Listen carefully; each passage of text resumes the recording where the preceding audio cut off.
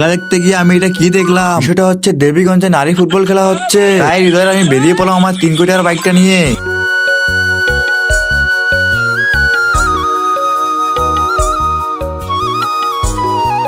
আর মাঠে এসে বাইকটা গ্যারেজে রাখলাম 10 লক্ষ টাকা। বললাম ভাই এত টাকা কেন? বলে এত মোটরসাইকেল সাইকেল বিক্রি করলেও তোর বাইকের দাম হবে না। ভাই এখন বুঝলাম, তাহলে ঠিক আছে। আর বাইক রেখে চলে আসলাম গেটে।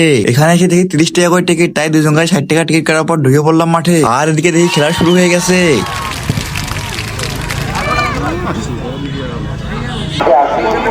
কাকা বলে 30 টাকা টিকিট কেটে বাস খাওয়ার পান আর 10 টাকাতে বাদাম খাওয়ার পান না।